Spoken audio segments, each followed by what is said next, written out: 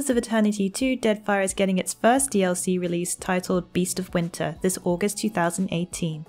The RPG sequel was released earlier this year, returning players to the adventure. Those who are looking to explore more about the world of Deadfire will have a lot to anticipate, as the release of the expansion comes in just a few weeks. Beast of Winter will release on August 2nd, 2018, along with the game update version 2.0.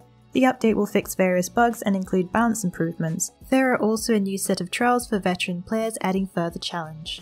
The DLC is the first of the 3 expansions, the next being Seeker Slayer Survivor, which is set to release this September 2018, and Forgotten Sanctum for November 2018. Pillars of Eternity 2 Deadfire is now available to play on PC, Mac and Linux, and is heading to console on PS4, Xbox One and Nintendo Switch later this year.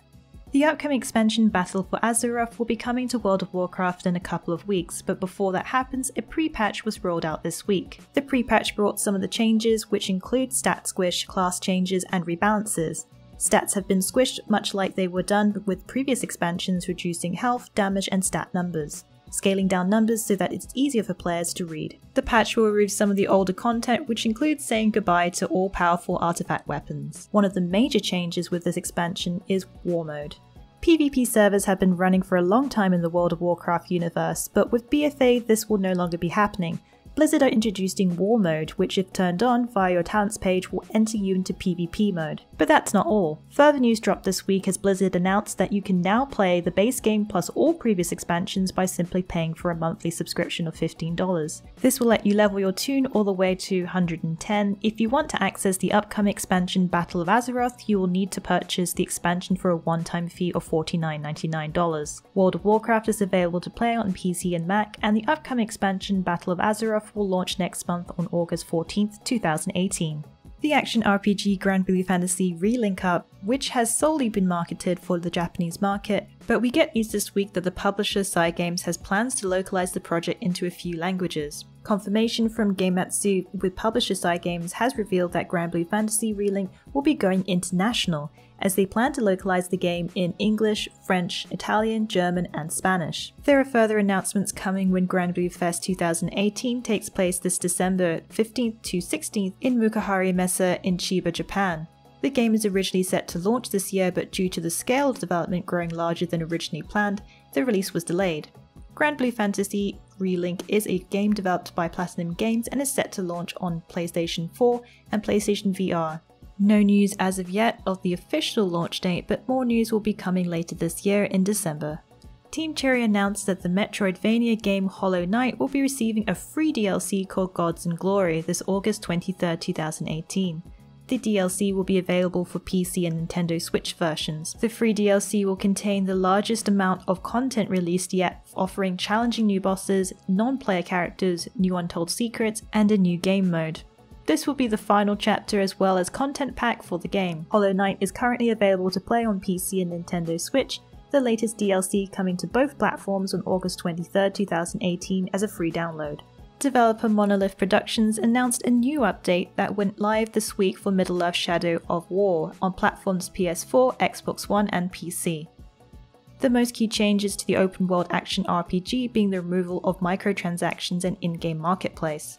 Along with removing these features, Monolith also have added updates for Shadow of War Endgame. These changes include reducing the number of missions needed in order to have 100% completion of the game's Shadow of War's aspects. They have added additional dialogue improvements and alteration to the game's progression system. What's your reaction to this news? Let us know in the comments below. Middle-earth Shadow of War is available on PS4, Xbox One and PC, with the update having rolled out already. It was a couple of months ago that Hello Games, developer of No Man's Sky, shared that they would be adding multiplayer in the next update on July 24th, 2018. The update goes live in a few days. They share a new trailer featuring some of the multiplayer action. The official trailer shows some of the gameplay players will expect to see in the upcoming update called Next. Along with multiplayer comes an array of changes coming to the game.